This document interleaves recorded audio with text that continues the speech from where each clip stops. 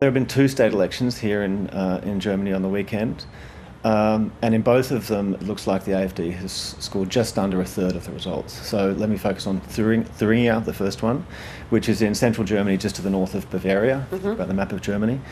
And that's where it's come out as the strongest party with about 32%. Okay.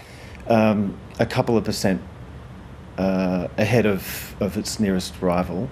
Okay. And the other one in Saxony they're about 31%, but they're their second. The centre-right party, the Christian Democrats, has come out in front there, but only by 1%. Okay, right. So if we can just focus on Thuringia for a moment, I mean, what does that mean for state parliament if it gets this majority of votes? Does it mean that it goes in with the majority and it can have influence over policy and pass legislation?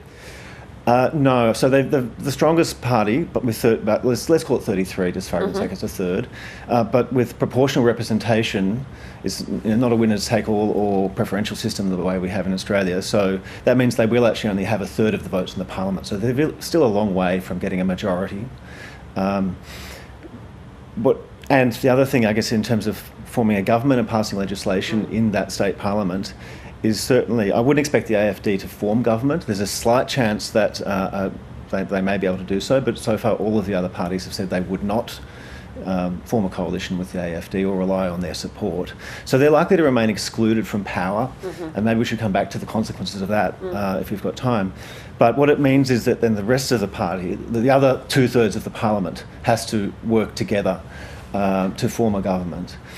And that's very difficult. You've got to, they're certainly not natural allies, the remaining parties, but they're going to have to try to cooperate to keep the AfD. Okay. As I mentioned in the introduction, it's the first time since World War II that a far-right party has gained this sort of traction. What does it say about the broader trends, the broader problems that are perhaps happening in Thuringia, and then more broadly in Germany, and in fact, if you even expand that out to Europe?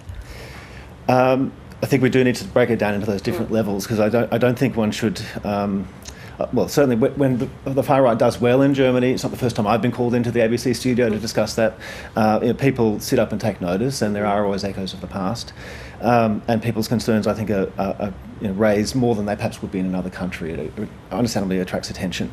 But I think this is, on one level, a very specific regional result with regional causes and significance, but does also speak to broader trends.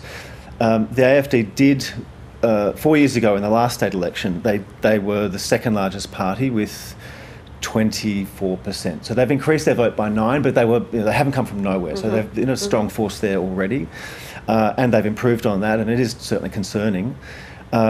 But it does speak to the specifics of that context. I think that, and it's one of these former East German states that formerly were under communist rule, and that is where the far right has done better in the last 25 years than in the West or nationally on average.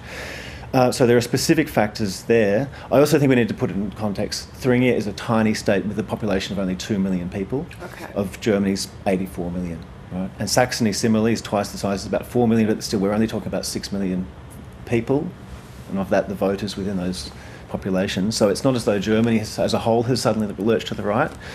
And the AfD is polling about 20% nationally, so it's significant nationally too, but it's a long way from getting anywhere near a third in any significant poll. If I can just interrupt you there, because we know that there is a national election in about a year's time. What does this result mean for Olaf Scholz's re-election's chances?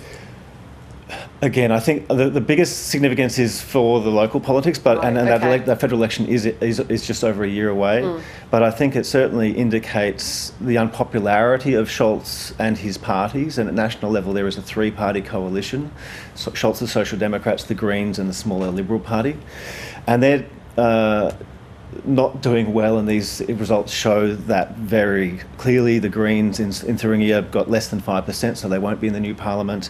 The SPD, effectively the equivalent of the Labor Party, I mean, the main party of the centre left, has been reduced to 6%, and the Liberals barely even feature. So I think in both these elections, the combined result of the three countries, parties in government, is well below 20. Right? Okay. So it just indicates how unpopular they are. But again, to go back to the specifics, those parties generally don't do as well in the east as they do nationally. Yeah. So again, it's not so divergent from trend there. Okay, just concluding, Andrew, I mean, you've been studying German transition for years and teaching it. Just how remarkable is this result to you?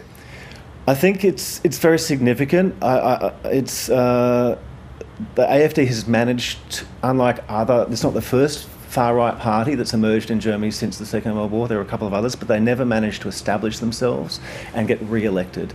The AfD has also, into Parliament, I mean, never got anywhere near government. The AfD was also in every state parliament, and no one's ever done that. And this is certainly, the fact that they've come out as the strongest party out of an election is certainly very significant. But again, in a small state with endemic problems and unrepresentative support for the far right and populist parties on the left as well, it is significant. And the other thing, I guess, is just how far right they are on a lot of issues. New parties often trying to work out where they stand.